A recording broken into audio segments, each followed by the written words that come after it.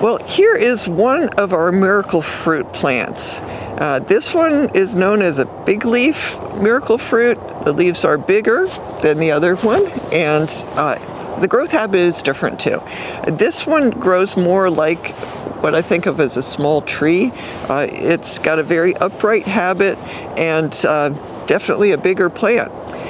The small leaf miracle fruit is, like a very traditional bush. It's not as tall, at least the ones that we have. I'm sure eventually if you let them, they would get taller. But it's definitely a nice variety to put underneath things. Like, for instance, ours are underneath a window, and the window is low too. So it just is, sort of a nice landscape plant that actually has a benefit of making miracle fruit. Now, miracle fruit is named because it changes the way you taste things that you taste after you eat the miracle fruit. The whole secret is to eat the fruit slowly. It's a nice taste, but people don't really eat the miracle fruit for the taste of the fruit itself. You basically eat it slowly, let it coat your tongue, and then after eating a miracle fruit, you eat something like a slice of lemon, and that will change the taste of the lemon to like an orange. Basically, there's a substance in the miracle fruit, and both in the big leaf and the small leaf variety, same substance. It's called miraculin.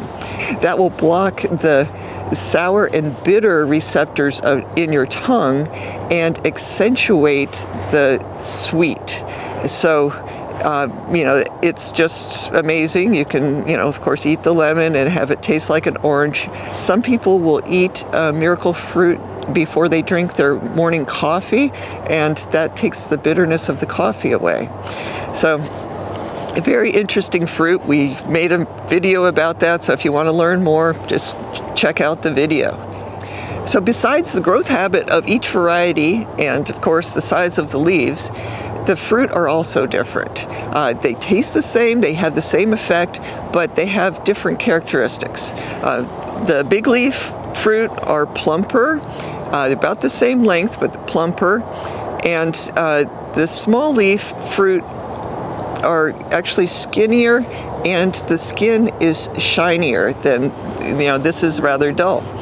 So another characteristic is that the big leaf fruit will actually stay on the plant longer than the small leaf does. So you gotta really keep an eye on the small leaf ones because they will drop to the ground.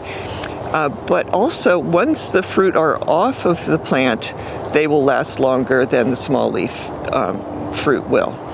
But both plants are really good. It sort of depends on what space you have in your yard. I think that they both are attractive plants, but this one is not as bushy. The small leaf one has leaves all around, and it's a smaller plant. So whichever variety you want, it really depends on your situation.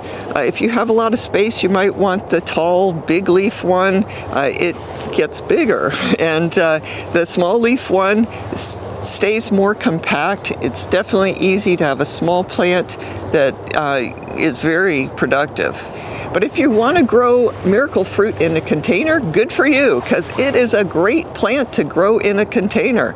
I think that the better choice for most situations in containers would be the small leaf variety, because it can easily be kept as a small, bushy, and productive plant in a pot.